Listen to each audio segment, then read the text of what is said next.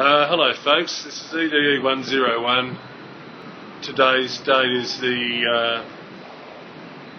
got to think about this, it's the 12th of September 2013. Welcome to Sydney and welcome to the Sydney Convention Centre, which I can just see over my shoulder in the background there, which is where the National Quality Conference is being held this week and where I get to go, which is good for me because my background is in adult education rather than early childhood education, so it's good to find out about the sort of things such as you'll be talking about in your other aspects of your course. So here's this fireside chat relates specifically to topic 2, because due to the internet failure earlier this week, the feedback's been delayed a bit, and I thought to save any further mucking around, I'd do it as a fireside chat. A few of you like the fireside chats. Can't be because of my extraordinary handsomeness, so it must be for other reasons. So, now I made some notes here. See, notes. Note taking, very, very important. I'm not used to doing selfies. I'm just going to change arms because my arm gets tired after a while. I don't know how Mr. Rudd did so many selfies all the time. I see my finger in the lens now. Okie doke. There we are. There's the convention centre in the background. Hey, right. See if I can move it over here. Right, okay.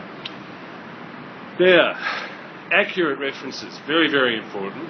Sooner or later you're going to need to refer back to what you've been making notes about. So it's better to get the references accurate now before you lose track of them. Now, I worked in libraries for 20 years before I switched to being an adult educator, but I can very much vouch for a number of times that people rang up or emailed us and said, I've lost a reference or something and I need it. It's not necessarily for an assignment, they need it for work, they need it for an application they're doing for their work, for a job application. So it's better to get it right the first time. So that's what I'm trying to do with this camera. Just refer to my notes. Now, avatars. I noticed, by the way, in Blackboard, a couple of you got avatars. I noticed particularly Colleen and Jessica. I'm not using surnames here because this file is accessible generally on the web. But Colleen and Jessica and anyone else, could you tell me how to do the avatar thing? I'd like to add an avatar for my online presence on Blackboard as well. Thank you. If you could do that for me, that'd be great. Now, skimming and scanning. A number of you were talking about skimming and scanning, and your observations were good, so thank you for that. Could I also add, there are additional clues when you're trying to decide whether to use a particular book or a journal article or web page or what have you.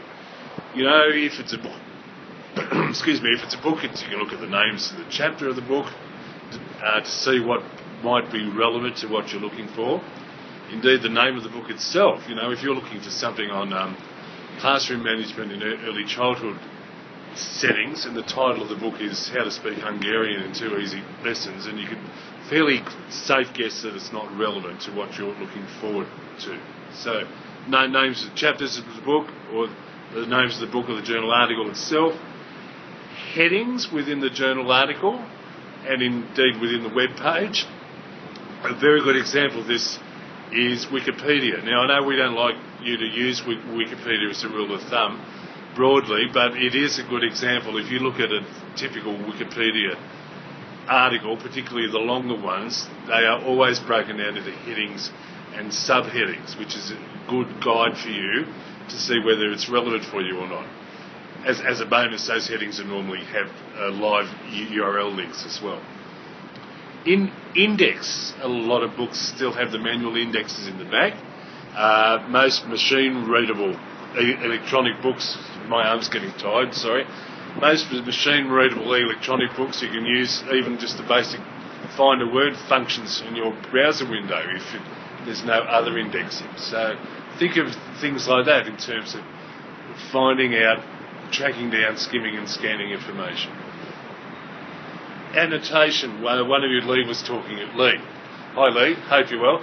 Lee was talking about the importance of annotation. I'm just going to vary this a bit. Give you Actually, that view's not so interesting. Let's go back to the convention centre. There we go. Right, okay.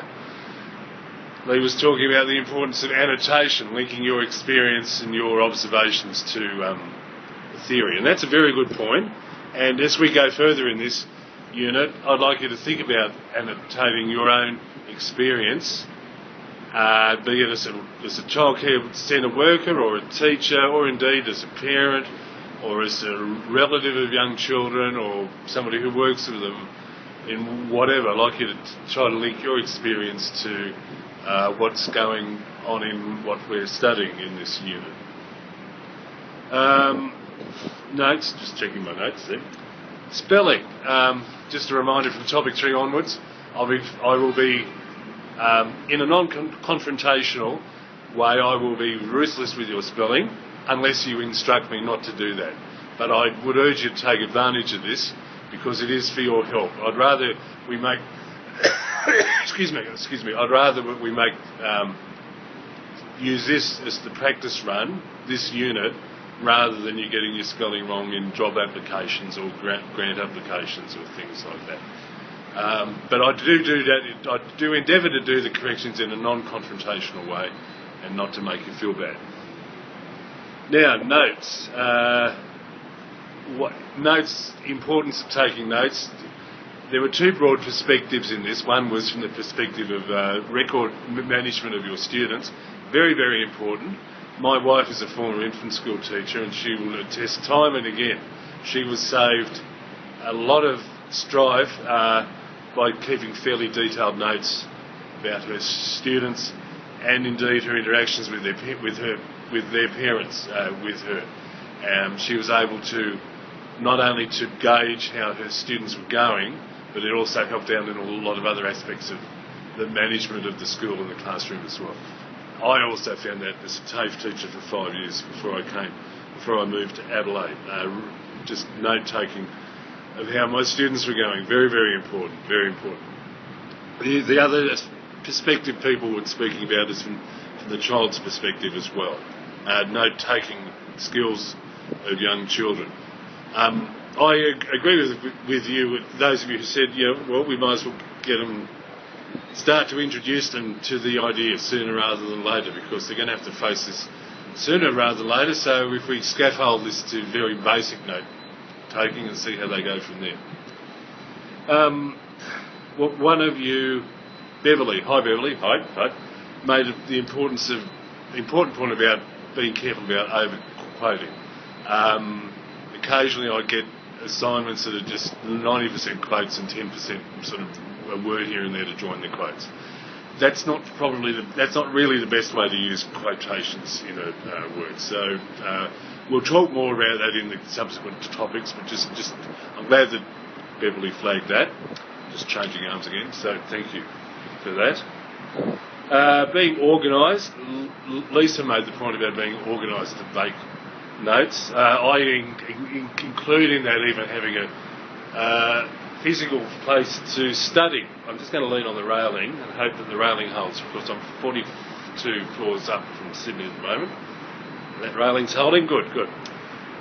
Having a physical place to work as well, having it well set out to your preferences. Some people prefer to work in a noisy environment. I prefer to work in a quiet one. But I know some people, when I was a student 5 years ago, some people preferred to study in the cafeteria because they just liked the buzz around them as they were reading. So whatever works for you, and then find out what works for you and then stick by it. Notes. Now just about the 2 points of the mechanics of dashboard. Firstly, be aware that you can edit posts after you publish them. Just click on the edit button at the bottom of your post and you'll be able to then have a form that will you'll be able to correct any mistakes or make any additions or things like that. The other thing I'd just like to ask with your post is if, as far as possible, if you could avoid putting attachments on them, please.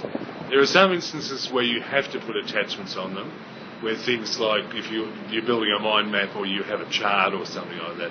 And that's fine. But beyond that, if it's just straight text, I'd really rather you try to use just inside the discussion box with Blackboard if you want. You can copy and paste from a Word document into the discussion board if you prefer to draft your thoughts on a Word file first. So that's something to bear in mind. Okay, that's my feedback for topic 2. I'll now start on topic 3. I hope to have that up by Saturday. It'll either be in the form of a fireside chat like this or a written form. Okay. Good. Well, in the meantime, I hope to see some of you maybe at this conference behind me. May run into you there. If you see me, come up and say hi. Or if you're in Sydney and you want to talk about the unit, please feel free to drop in and say hi as well. Contact details are on announcements from your tutor on Blackboard. Okay, well, see you soon. Cheers for now. Bye-bye. Bye.